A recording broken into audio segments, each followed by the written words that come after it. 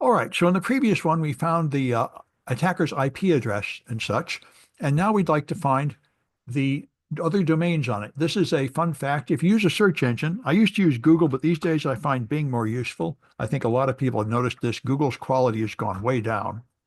And so we found that the attacker's IP address was this number starting with 40. And if you just search an IP address in a search engine, you'll find information of what's at that IP address.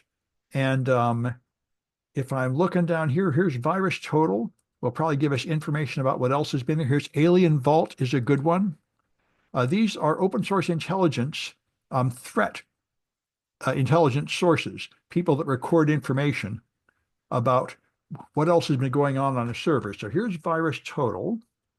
And if I look at details, um, that's not very informative. This one may not be that good. Let's see if community has anything good. Let's try this one, Alien Vault. I think this one there, it tells you it's whitelisted, but it should give me historical information.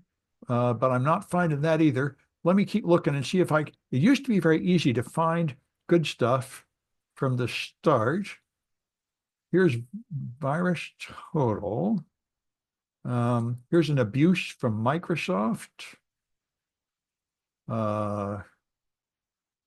Here's I see ones that are just about this puzzle, which is a kind of not helpful, but there used to be some real threat handling history here, which is what you're looking for. You're looking here's for previous people who have used this IP address. Let's see if IP info has it. I'm looking for open source. Okay, here's Microsoft's on. Here we go.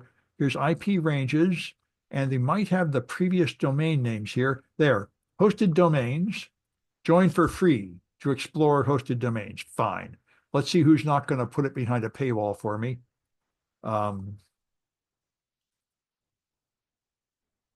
Recently reported IPs.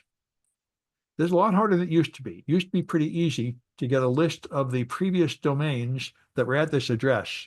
And this is pretty common. Let me try Google after all. Let's see if that helps. Because Google used to have good ones right in the first page of open source intelligence, IP info, Open Threat Exchange. I think we've already seen those. Threat Miner and RobTex. Those are pretty good. Let's see how they are. Here's the host, but not much information about it. Here's IP Threat Miner, graphs, history.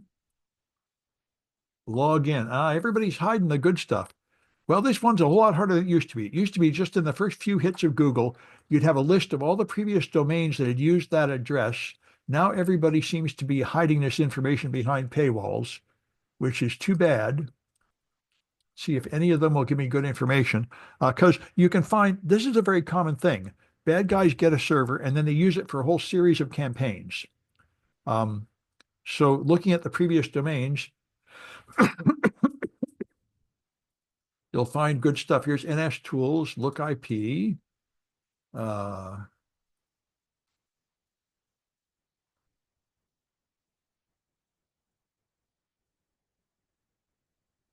Problem in DNS tree.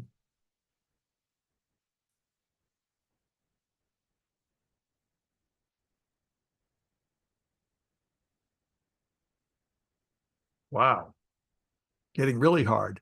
Well, okay, I guess I can't show you how to do this one anymore. It used to be pretty easy to find their previous domain name was poisonivy.org with a LeetSpeak domain. It used to be pretty easy to find. It's now getting very difficult to find for some reason, probably because it's kind of old. Trace my IP. Yep, and here's all you're mostly finding is like cheat sites where they've solved this puzzle. So anyway, I'll just skip that one. It's too bad that open source intelligence for this particular IP address seems to no longer be easily findable. But we'll just carry on. So the other thing is to find the next attack. There's a brute force attack on the web server. So let's start by looking at HTTP events. And again, to not waste too much time, I'm going to turn on sampling. So it shows me the HTTP events, okay, 190 of them. Now I want to find the post events because logging in is normally a post event, and a brute force attack is where they have many attempts to log in with different passwords till they get in. So I find the HTTP method down here, and see I have post and get. So I'll click post to see only the posts. And now I have 157. Now I'm going to exclude the events from the vulnerability scanner. And the easiest way to do that is just not. It has to be capital. And then it's Acunetics.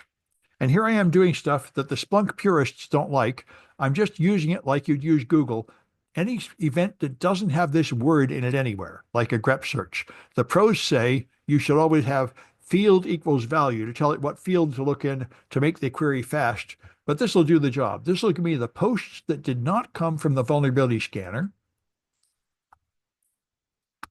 And all right. So now I've only found 6, so I might as well turn off the sampling and see them all.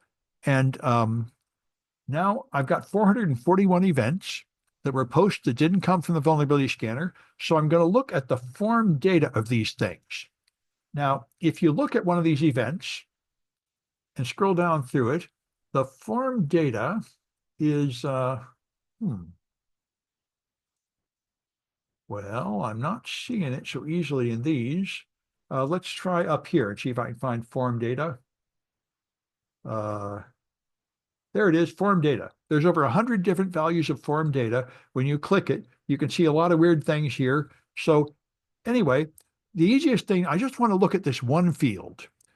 And so the easiest thing to do is add this stuff, which is from the instructions where you put a pipe to create a table. Instead of showing me the events in this sprawled out form, I'm going to do this pipe table time form data. Then it'll just give me a list of the time and the form data in a little chart that's easier to see. So here's ones with blank form data. Here's ones with some kind of long junk.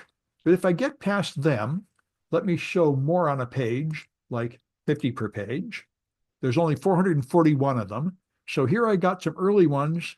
But down here, I'm starting to see the attack. See, here's username is admin, password is Batman, password is rock, password is cool, password is Sammy. This is the brute force attack. Many, many logins with the same username with a whole bunch of different passwords. And these other ones are extra things that were not really part of the attack. So I'm going to add something to get rid of the scrambled ones. I'm going to add username equals admin. I only want events that have that text in them. So again, I'm just add it literally here. I'm going to put it here in quotes there. So it has to have that phrase because the other ones are not. Now I'm getting just the brute force attack. And now you can tell if I sort by time to make sure they're in time order, you can see here it is 21.2 seconds, 21.2, 226, 241, 247, 250. This is many guesses per second. This is a fast script going through a whole long series of passwords. So that's a brute force attack. And if you follow it, you'll see here it goes many guesses per second. And if you go to the end, so the attack started at this time, 14, 45, and 21 seconds. And if I just go to the other end, here it is, 46, 50, 51.1, 51.15, 51.3. Here's the rapid brute force attack finishing, several guesses per second. Then there is a gap of more than 2 minutes, and then another person logs in, and notice the layout changes. This one has the password at the end. This one has the password at the beginning. And if you want to understand what happened, you can tell by looking at the user agent. So if I go back and quit doing that table. Well, let me just, there's a couple flags you can answer now. Let me go back to the instructions. From this information, you can now see the brute force attack, find the IP address performing the brute force attack. Well, for that, I just have to look at any of these earlier events. So I just get rid of this and look at the details of one of these ones that has the password on the right. That's the IP address performing the brute force attack. And then I'll skip this for now. Here's more about the brute force. what was the first password used. Now I found the whole attack. I can see the first password used and the last password. I can find out what the correct password was, because what happened here is the attacker ran a script trying many guesses per second. The script ended at this time, 14:45:31.3, and then they logged in on a real machine to interactively attack the server. And you can tell that if you look at the user agent. Let me go back to here, get the raw events, these 413 events, and now look at the HTTP user agent, which is here, and you'll see Python for 412 events and a real Mozilla browser for one event. So they ran a Python script that gave a Python user agent. That was the automated attack. That was these events. And this is the attacker logging in afterwards. So the password used here is the correct password. And you can go back and find out when the script found the password and how long it was before the real attacker came in. And that's that's the time it took them to run their script and then go to another machine in a real browser and log in to perform an attack. So that's this stuff, and you can see the number of passwords used. So there's quite a few things you can learn about the brute force attack there. And now you can find the executable file name. It's similar. So they used a post method after they got the password to the web server software, which is, I think, Joomla. Then they used the administration panel to upload a file. So we're going to start with the HTTP events using the post method that we had here. All right. And then I